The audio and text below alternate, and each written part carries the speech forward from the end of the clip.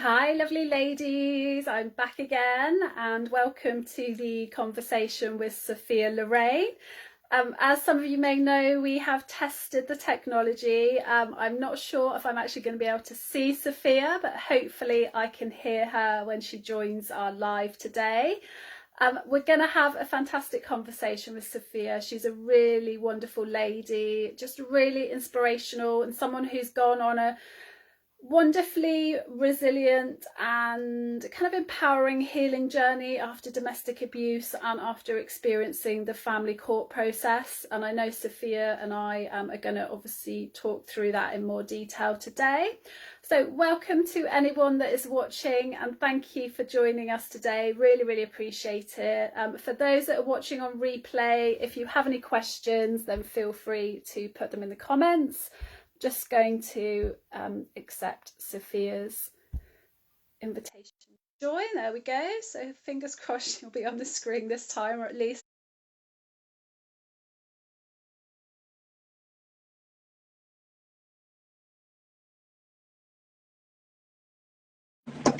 Hey, Sophia.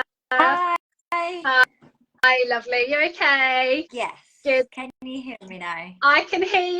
I can't see you still, but I appreciate it's pretty annoying, but I can roll with that if anyone else hopefully watching can see us both at the very least. Yeah. Fabulous. Can you see me, Sophia? Yes, I can. Yeah, brilliant. Good stuff. It must be a technical issue on my end. I'm a bit of a technophobe, so sincere apologies to anyone that is watching and has been watching me trying to unravel how to do a Facebook Live this morning. You've been giving notifications to everybody.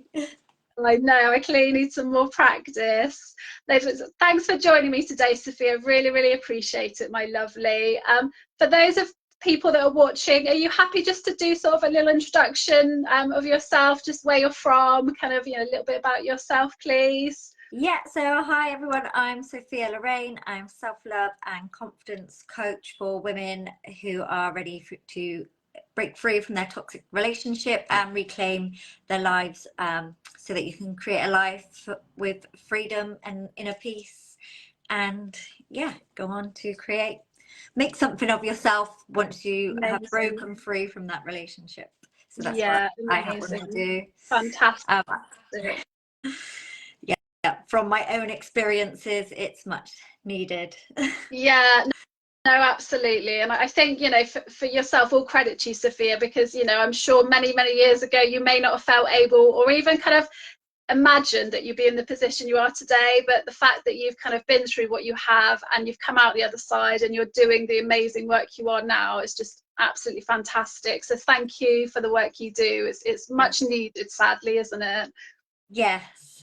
And I just can't believe how things have changed me. Like this time 3 years ago, I was literally at my rock bottom, just beside myself, not knowing how I was going to ever come back from all the mental torment and abuse I had experienced. Yeah. And now here I am. Yeah, absolutely. And it just goes to show, doesn't it, that although in those moments we feel it's the end, sometimes it's the beginning, isn't it, of something new and transforming ourselves. Yeah, never did I envision becoming like a healer and a coach for other women, and now a published author where I speak openly about my story and experience, and I don't even feel I don't feel resistance for sharing that now. Yeah, I love that. And I think, it's people like yourself who are happy to speak out that, again, will encourage others. I said this morning when I was trying to sort of work out the technology for this live, women like you inspire me to kind of keep doing the work I do, and also just to feel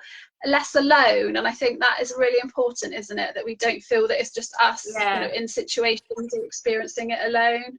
Well, that is it. Reading your story as well is just so similar to, not being heard in the justice system or by professionals. It is a very lonely and isolating and mentally tormenting place to be in. So now to connect with other women that have experienced similar situations is like, okay, so I'm not alone in this. Yeah, it means a lot, doesn't it? Yeah. And then Sophia, kind of on that note, I guess, and please feel free to obviously share as much as you feel comfortable, but can you just tell anyone that's watching or, you know, going to watch this on replay a bit about that background for you, kind of what that domestic abuse kind of was like for you, you know, how it made you feel, and what that kind of journey, I guess, was like? Yeah, so for me, like I met my ex-partner when I was just 16 and he was 23. So already there's like an imbalance of power, which you don't realize at 16 years old. And it was very like turbulent relationship. Like I do go into obviously a lot more detail in my book chapter. But by the time I got to 30, like all through the relationship, I felt like living in his shadows. Everything was done his way, and I thought I was happy with that. But um the just the constant undermining and me not feeling good enough, or me not being able to use my voice, or when I did I was told I was wrong, I was making things up, I was mad. Whenever there was an issue, it was always my mental health was to blame, like am I taking my antidepressants? And by the time I got to 30, like a huge instant kicked off, and I just had a wake-up call of like I can't live like this anymore. And even in my early or mid-20s, I worked in a domestic abuse refuge, and I still didn't recognize that I was in an abusive relationship because I wouldn't get bruises like the women that were coming into the refuge. Mine was more emotional and mental, so it's just not spoken about. No, you're right, it's not, is it? And I think often from like an educational piece as well, like we're not taught as girls growing up, perhaps in school or through other means, what emotional abuse is, are we? I think, like you said, we're taught kind of physical abuse, and obviously that's wrong, and you know, you can literally see that, can't you? You can evidence it. But with the emotional abuse, it's so insidious, isn't it? And because we can't perhaps understand or explain it ourselves, and it's so manipulative as well. It's kind of almost like you said, it's hard to know actually you're even in an abusive relationship that is psychologically and emotionally abusive, isn't it? I think. Yeah, and yeah, the amount of times I was humiliated in that relationship where, you know, would be gaslit to have a reaction come at me. Then once he got the reaction, he'd be able to say to everybody else, see, look how mad she is. And like the humiliation and shame that I've like lived with throughout my 20s has just been horrific. Do you feel that changed you then in terms of, I guess, your identity, you know, your personality? Yeah, like who I am today is just a completely different version of who I was in that marriage. Yeah.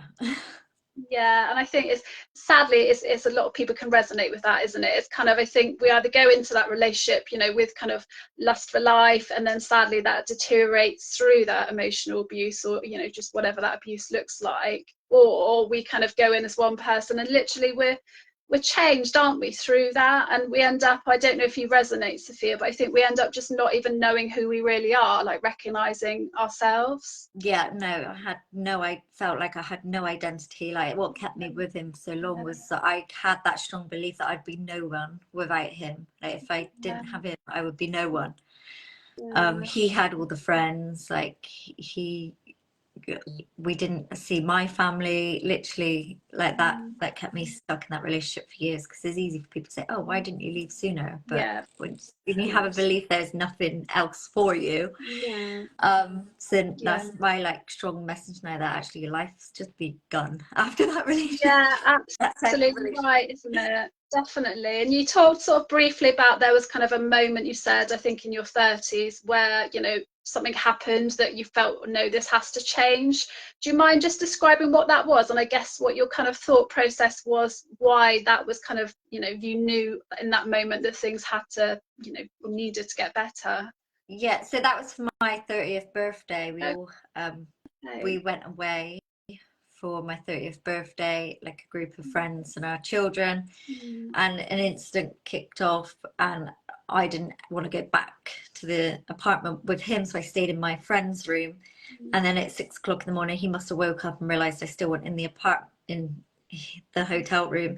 I was in my friend's next door, so he banged on the door, burst into the room, like slapped my bum really hard as I was asleep because my friend opened the door, and then went back out. And I was like, oh my god, it's my 30th birthday and I've woke up to this. Like that was the final like, I can't live another decade like this. Yeah, of course, absolutely. And it's sad, isn't it, how just time passes us by, isn't it, in those moments? You know, we kind of on repeat, aren't we? Because it's familiar, and as you said, it's not easy to leave those relationships, or even sometimes to recognize that we are in abusive relationships. You know, a lot of people, as you said, sadly say, why didn't she just leave, or why didn't he just leave? Whereas actually there's so much more to it, to that, isn't there, that it just doesn't make it an easy choice or a simple choice either. Yeah, because even so that was in my head, I switched like that. Felt like I was done. I didn't feel like the love was there anymore, but it still took me another 18 months to finally like cut ties, because when you have a family with someone and Yeah. that's all you've ever known, it took another 18 months for another explosive event to happen for me to Yeah. finally like cut all contact and remove him from the home. And Yeah. um Yeah. And in that time then, Sophia, did you have, when you say about was your 30th birthday and then the 18 months that came after that, were you kind of, or did you have like a plan, shall we say, to leave that relationship? Or was it not again till that other event that you were like, no, this is the yeah, final we straw? were kind of living as friends in a marriage, and we bought a investment property together with the idea that he'd have somewhere to stay, so we weren't living on top of each other. And then all along it was like, yeah, this is our 50-50 project. And then when I did decide after 18 months that, you know, I couldn't have any contact with him, there was then a huge court battle. We were fighting over the property project that we both invested money in. Yeah. And the 50-50 very quickly turned to I wasn't entitled to anything. He was offering me 3%, God, 3% for me and his 4 children at the time. God, I did get madness. with my faith and my like truth, I did get my 50%.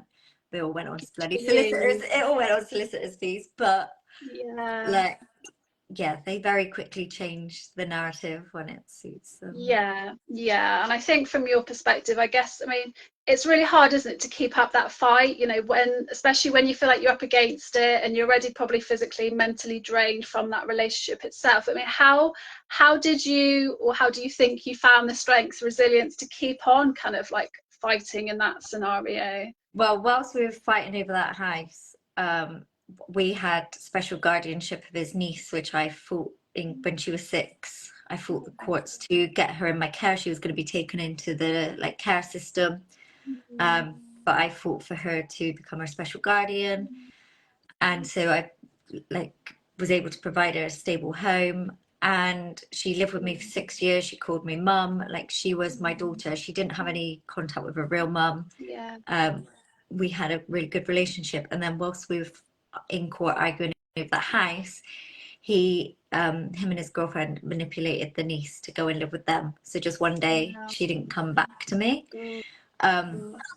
So that was like 2 years after I stopped contact with him. And so it was 2 years ongoing, like fighting through the courts of the house and things like that.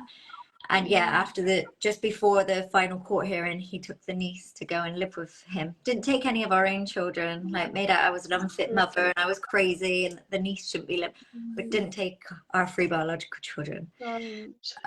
Because there was no allowance attached to them. We had fostering allowance for his niece. Wow. So, Unbelievable. and then he was able to come to court and say, I've got a dependent living with me now, so I can't sell the house.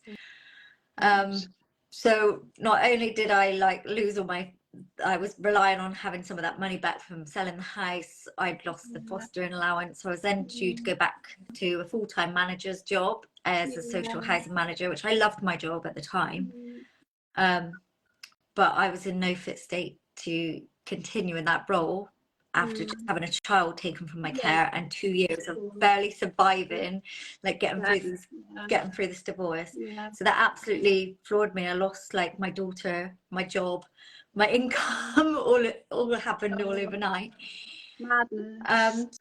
So, but what motivated me to realize, like, the thought of not being able to get my kids an ice cream at the park just like sent a chill through me, and I was just like, I'm not going to let him win. I'm not going to live broke because that's how he wants me to be. So I just dived into personal development, business, building business, financial education, like things that we didn't get taught at school, because I thought, never again can I rely on an employer or a partner to financially look after me. Exactly. Wow. So I built. That's amazing. And again, you know, from people that are watching, they're like, how do you, was it just like an overnight thing of like, you know, I'm not going to be defeated by this person, and kind of like the next day you were like, right, now I'm gonna step by step. It's definitely an overnight thing. I was, when my niece got taken from my care, it absolutely like devastated me. My mum had to come and move in with me for a few weeks because I physically, like the anxiety, like just, my mum like come and stayed with me for a few weeks. I was like so ill and exhausted of 2 years of this, and just when I thought there was nothing else you could get me with, there's always something to whip the rug up from under you. And then I thought I would try and build a business, so I started a property business, and then realized I didn't even have the confidence or courage to pick up the phone to an estate agent. So how was I going to make a business from this when my self-esteem was like at like an all-time low? Then I came across like healing modalities online, and I brought into one that was promised to like change my life if I was to join it. And I just had a strong calling, like, just go for it. I've literally got nothing to lose at this point. And that was the start of my transformation, that really like opened me up to my spirituality and like what feels right to me. I worked on my like subconscious beliefs around my situation and around my self-worth. And within 2 months of doing that work, I was able to come off antidepressants. I built up enough confidence to walk into a new job, which was part-time. So my old job was full-time, but I got a part-time manager's job, which was similar to what I was doing, but the hours were much better. And so my income come back. So things just started all shifting really quickly when I started doing my healing and spiritual work.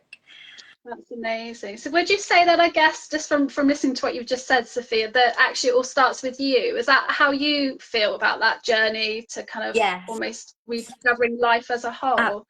Absolutely. It all starts with you. Like, you can't wait for your ex-partner to change or your external circumstances around you to change. You have to make those changes from within first and prioritize yourself. Like, it's no good. I know some people say, well, I put my kids first, but that's all well and good. But if you have got nothing within you, no strength, no self-esteem, that's not great on your kids. Like, it's so important to work on yourself first. It's really true, actually, because I guess people around us, you know, we're their role model, aren't we? Especially children. And I guess if they're looking up to you, perhaps seeing what was kind of like the anxious, perhaps upset, you know, distressed version of you, I guess then they would then model that. Whereas I think, you know, sometimes when we, like you rightly said, work on ourselves to rebuild confidence, self-esteem, and just to kind of step by step, you know, move forward in a positive way, I think they then will kind of almost follow, don't they? Yeah, absolutely. And it has been difficult. So whilst I've been going on my healing journey, and my children, well, my eldest has not gone with her dad at all since we split for her own personal reasons. And then my other two would go there. And I would think to myself, oh, aren't I lucky? Like, because some people haven't got an ex-partner that looks after their children. They're like completely on their own. So I feel grateful, because gratitude and feeling grateful for what you do have is one of like biggest things that I say that you need to start with. So I'd be really grateful to my ex-partner that he'd have our kids. But then little did I know he was actually manipulating the kids into, to my daughter, my middle child's come out with it now, saying that she would be told that I didn't love her or care about her, and she'd be shown things on my social media like, look what your mum's doing, she doesn't really care about you. Which is, how do you deal with that? I mean, I guess, you know, again, for people people watching that, again, maybe in similar situation with children, with an ex-partner who's just constantly in the background, kind of niggling, shall we say, to put it politely. I mean, how do you deal with that on a day-to-day basis, like mentally? Well, last year it was really, really tough. Like, I felt like I was losing my daughter because she genuinely believed that I didn't love her and that things were really green at the other home that she had. And I really felt like I was losing her, like I lost my foster daughter. But I knew that fighting and screaming and like yelling for her to like come back home to me, or it wasn't going to work. So doing my inner work, and I was working with one of my spiritual coaches at the time, and working on my own like inner beliefs and how I felt about myself, rather than doing anything external. And I like this time last year, or yeah, a bit longer, I remember sat there like crying to her, saying, "How is this helpful? This isn't getting my daughter back. My daughter's being brainwashed." And like, look, just trust the process. You have to do this work on yourself, and your daughter will see the truth. And it absolutely did. Like, come September, my daughter just seemed to have this huge epiphany of like awakening as to what was really going on and what she was being told. Yeah, it's interesting that, because you know what, as you were talking, I was like, the trust the process is what came up for me. And it's really hard to kind of, when we talk about things like that, people are like, well, that's a bit wishy-washy, you know, like you said, you feel out of control, don't you, because you want to take action, you want to do something to make things back better, like now. You don't want to wait for a few days or a few months or however long that time frame is. But I think from my own personal experiences as well, I resonate with exactly what you're saying, that when I've worked on myself, my daughter's modeled that. She's been empowered, built her confidence, she's been more able to speak out, and it's almost had a knock-on effect, hasn't it? And I think when we do trust the process, because, you know, I don't know about you, but I'm a firm believer that the universe has a plan for us. And I think, you know, with yourself, you've been through what you have, perhaps, and I don't know if you believe this, but perhaps to then be able to help other people, you know, on their own journey after abuse and after the family courts, and, you know, who've been in similar situations. Yeah, we are all here for a human experience, and we can experience like happiness and joy if we haven't ever experienced pain and disaster. No, like that's so true. we do have to go through like the light and dark. And so even though like the thought of losing your child is, and you just want to like fight, scream, or like turn to alcohol or do something that's not going to help you, trust in that ever, like, because I read in your, obviously part of your book as well was about trusting the process, and you really have to, when you've got nothing else, you have to hold on to your faith. And exactly it, isn't it? And it's and quite hope, isn't it? Hope that things will improve, and often they do, don't they? As your story speaks for itself, you know, although, you know, I can only imagine what that time felt like for you, but it's kind of, as you said, always having that faith and hope that things will improve, and they always do, don't they? Have a funny way of working themselves out. And I know, you know, that may sound a bit unsympathetic in terms of people's current situations, but I always believe the truth always comes out. You know, karma is a bitch. You often, as long as you know, as long as you are doing everything with good intent and from a heart-centered place and with love, like, you will be rewarded for that. Like, absolutely, definitely, I agree. And Sophia, I guess that journey for you, was there anything or any things that helped you most, you think, or any kind of like practices? I know you touched on gratitude. Is there anything that you would like literally you felt was a real game changer for you in terms of like regaining yourself literally after that relationship? So it's like self-care and self-love is really important, and that obviously models to your children as well, that like your needs matter, like and also a big one for me is forgiveness. Like, not so we like often be like, oh, I can never forgive them for what they've done, but actually forgiveness remains within you and your energy field, and holding on to negative emotions such as bitterness or anger or resentment, that only remains trapped in your body. They don't care if you're angry and bitter at them. So being able, how do you start to do that though? How do you start to forgive?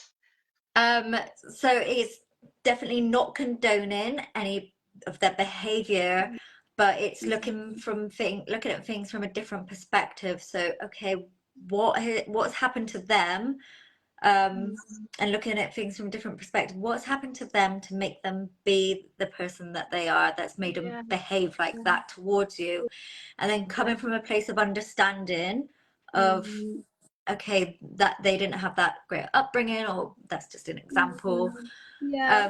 And come from a place of compassion, like, wow, they experienced that, and that's led them to behave like this now. And coming from a place of passion rather than bitterness and resentment. Yeah, that's a really good point, actually. And has that sort of brought you a bit more inner peace yourself as well, in terms of like the situation you've been in, but also the post-separation side?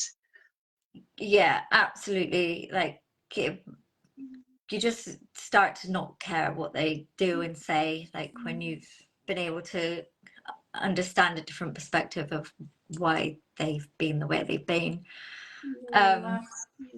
And you just keep focusing on yourself. Like, the more energy and attention you give to them and the things that have gone wrong or the things they've done, then that's the less time and energy that you're putting into yourself, that you could be fueling into yourself to go on to create the life that you want and deserve to be living.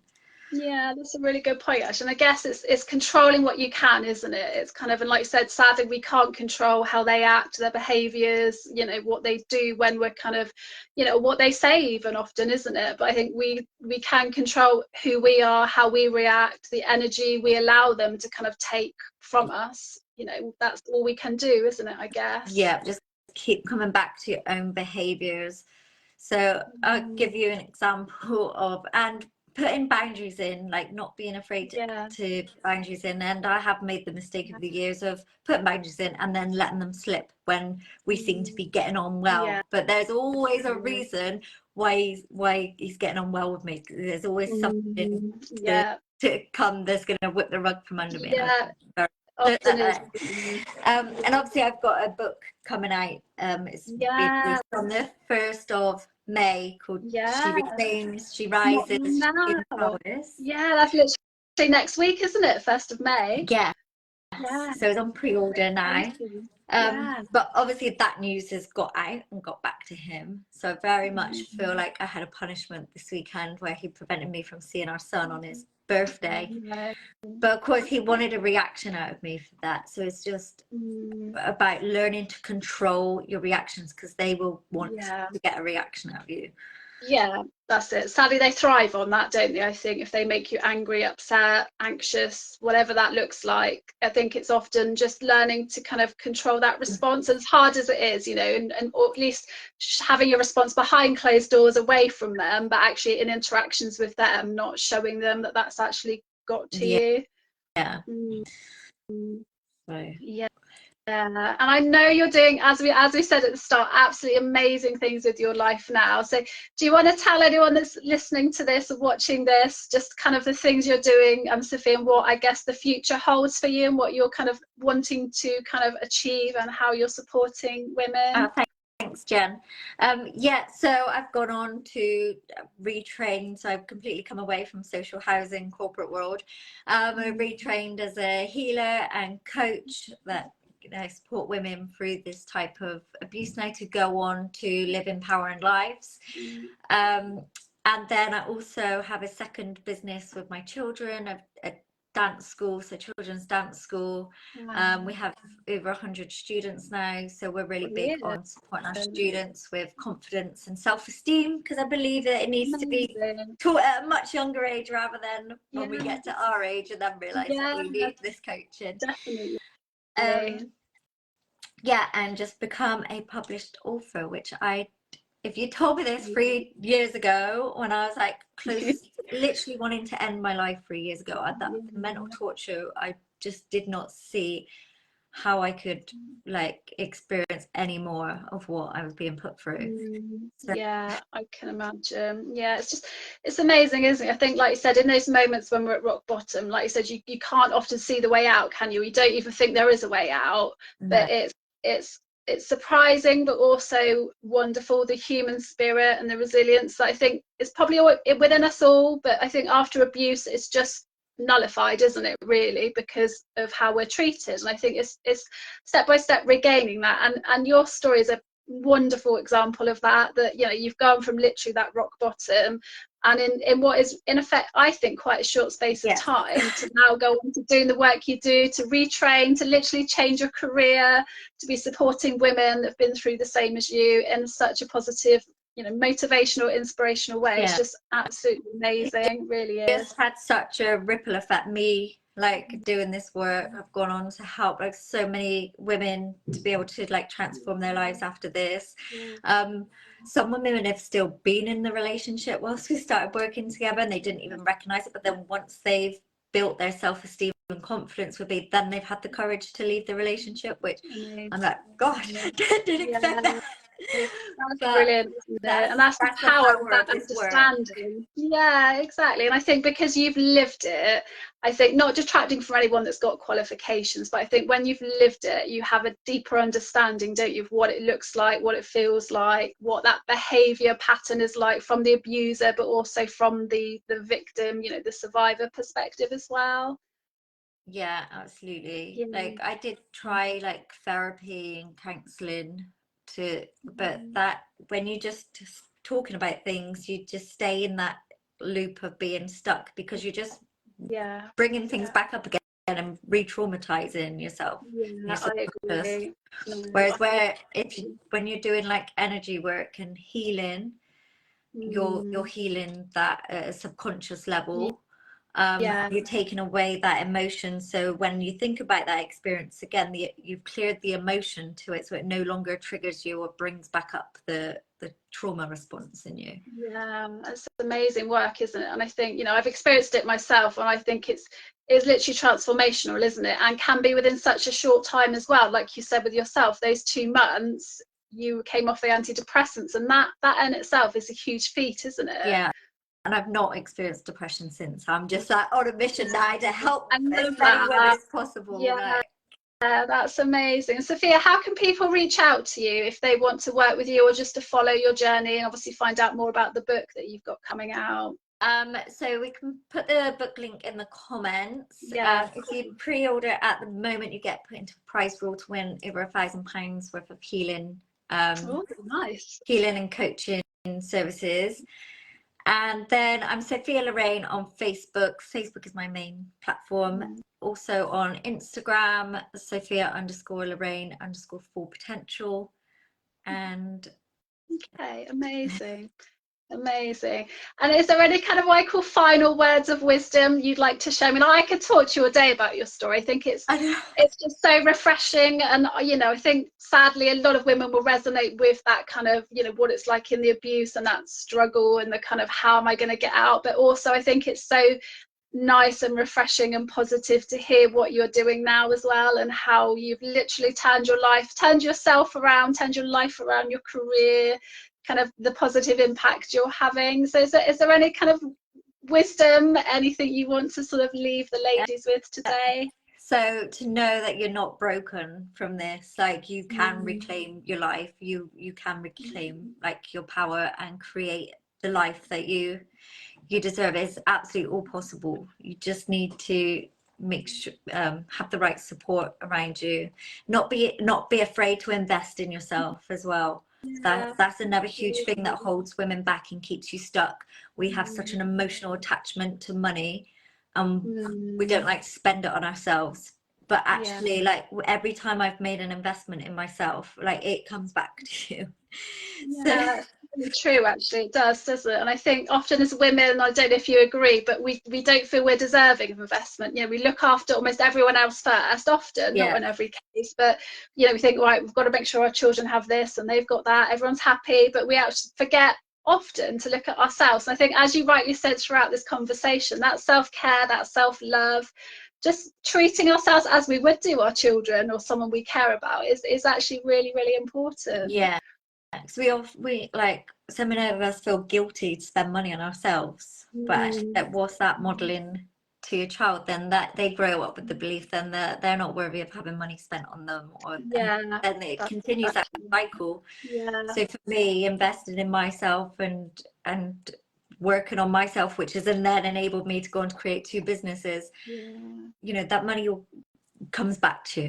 yeah. So Absolutely. We are important, aren't we? We yeah, deserve a life, a fulfilled life, and the life that, you know, after abuse we can't see in that moment, but that it will be coming for all of us, and we can kind of work towards to achieve, can't we? I'm sure it's within the people that are listening to this now, people that are watching on replay, it's within us all, isn't it? It's just tapping into it, you know, and taking it step by step at times as well. it is. And I think now with the support of social media, like it's so easy to reach out to each other and yeah, have that support now. Yeah, So definitely, definitely. Well, Sophia, thank you so much for today, my lovely. It's been, as I said, I could talk to you forever. I think it's fascinating just to hear your transformation, and I feel so like energized myself just hearing it. So thank you for sharing so honestly and openly as well. It's just, yeah, it's fantastic to speak. And we'll put the link to your book and the pre-order in the comments, and then any other sort of social media handles that will help people connect to you, we will make sure that's in the comment section as well.